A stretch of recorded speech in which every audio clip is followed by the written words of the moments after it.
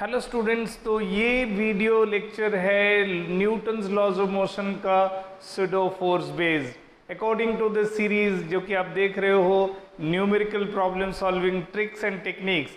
भले ही हम लोग इसमें बात जरूर करते हैं न्यूमेरिकल प्रॉब्लम सॉल्विंग का, लेकिन बेसिकली हम लोग थॉरो कॉन्सेप्ट हर वो थ्योरेटिकल पॉइंट आपका क्लियर होता है with this problem discussion series in my channel.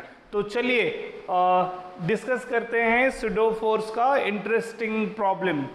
बहुत कॉमन प्रॉब्लम है, बहुत ही कॉमन क्वेश्चन है, ऑलमोस्ट हर किताब में अवेलेबल है, ऑलमोस्ट हर किताब में ये अवेलेबल है कि हम लोग कैसे ट्रायंगुलर वेज, एक ट्रायंगुलर वेज अगर एक ब्लॉक लेते हैं और मान लो कि ये एक स्मूथ सरफेस है, ठीक है, ये एक स्मूथ सरफेस है। स्मूथ सरफेस में हम लोग डिस्कस कर रहे हैं सुडो फोर्स का concept. This is the theta elevation of this triangular ways of mass m। ये एक स्मॉल m मास का एक पार्टिकल है, स्मॉल m मास का पार्टिकल है जो कि इंक्लाइंड प्लेन पे रखा हुआ है, ठीक है। अब सवाल ये है कि इसको अगर ए एक्सेलरेशन से राइटवर्ड मूव करा रहे हैं, if it is moving with acceleration a, तो ये ए का वैल्यू क्या होना चाहिए, so that for what value of a हम लोग डिस्कस कर रहे हैं, for what value of a, what value of A, small m remains static, है ना, फिक्स रहेगा, जैसे वो नीचे नहीं उतर पा रहा है, static on the surface of capital M, triangular wedge के स्मूथ इंक्लाइन। ये भी सरफेस स्मूथ है, इंपॉर्टेंटली ये सोचना है। तुरंत कोई जैसे लैंग्वेज ऑफ द क्वेश्चन बना कि small m will remain static on the surface of capital M, तो तुरंत कोई कहेगा सर फ्रिक्शन है। नो, स्मूथ सरफेस है। स्मूथ सरफेस होने के बावजूद भी जबकि नेचुरल टेंडेंसी है कि स्मॉल m का वो इंक्लाइन प्लेन में नीचे की तरफ स्लाइड करेगा, डाउन द इंक्लाइन प्लेन। इस लाइन में वो स्लाइडिंग टेंडेंसी होगा, स्लाइडिंग टेंडेंसी है ना, sliding tendency down the incline plane होना चाहिए, लेकिन इसके बावजूद भी वो down the incline plane slide नहीं कर पा रहा है। तो क्या रीजन है? तो हम लोग चलो उसी रीजन को समझने का प्रयास करते हैं, ठीक है। बेसिक कॉन्सेप्ट हम लोग क्या जानते हैं कि जब कभी हम किसी एक मास को एक्सेलरेटेड मोशन में देखेंगे, एक्सेलरेटेड मोशन में एक्सेलरेशन के साथ ट्रैवल करते हुए देखेंगे, तो उस एक्सेलरेटेड मोशन वाले बॉडी के कांटेक्ट में रहने वाला किसी भी मास पे सुडो फोर्स एक्ट करेगा। कहने का मतलब है कि जैसे इसमें ए का acceleration suggested in the rightward direction, मतलब स्मॉल m में pseudo force m into a backward लगना चाहिए। सुडो फोर्स किधर लगना चाहिए? Opposite to the real motion of capital M। Capital M का रियल मोशन राइटवर्ड दिया है, तो उस एक्सेलरेटेड फ्रेम में के कांटेक्ट में रहने वाला स्मॉल m पे सुडो फोर्स बैकवर्ड आ गया। ये कौन सा फोर्स है? Pseudo force. ये सुडो फोर्स हो गया। तो अब सवाल है, सुडो फोर्स की वजह से ये स्मॉल m वाला मास स्लाइड क्यों नहीं कर पाएगा? तो बेसिक कॉन्सेप्ट ये है कि अगर हम सुडो फोर्स जो कि m a बैकवर्ड है, अगर मैं इसको रिजॉल्व कर दूं तो इसका दो रिजॉल्व कंपोनेंट ऐसे बनेगा, ठीक है, एक अप द इंक्लाइन प्लेन, एक perpendicular to the incline plane.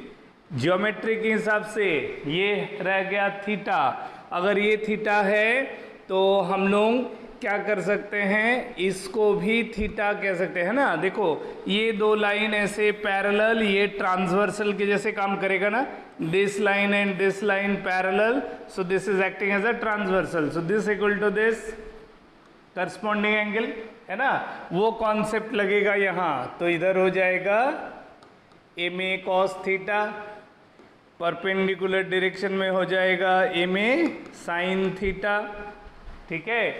और भी होगा। अब सवाल है कि एम ए कॉस थीटा की वजह से ये तो ऊपर जाने का टेंडेंसी बना रहा है, तो फिर रुकेगा कैसे? तो देखो बेसिक जो कॉन्सेप्ट है, weight of the mass m g that is acting vertically downward, है ना, m g acting vertically downward.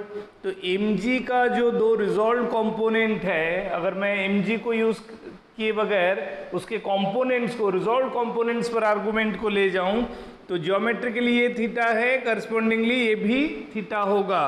तो इधर ये एम जी का इस डायरेक्शन का कंपोनेंट हो जाएगा एम जी कॉस थीटा, और डाउन द इंक्लाइन प्लेन होगा एम जी साइन थीटा, ठीक है। बेसिक कॉन्सेप्ट वाइज क्या है, ये एक रियल फोर्स है और ये एक वर्चुअल फोर्स है ना, एक रियल फोर्स, दूसरा वर्चुअल फोर्स। कारण सुडो फोर्स एक वर्चुअल फोर्स है तो उसका कंपोनेंट भी वर्चुअल। तो कह रहा है कि एक मास में नीचे रियल फोर्स, ऊपर की तरफ वर्चुअल फोर्स, और कह रहा है कि वो स्लाइड नहीं करेगा। तो when real force is opposed by a virtual force, and in that condition if it is not moving along that line, the line along which the real and virtual force are taken into consideration on the mass, so that means for mass small m to remain static on the surface of capital M is mg sin theta, जो नीचे की तरफ है वो बराबर हो जाना चाहिए ma cos थीटा के बराबर।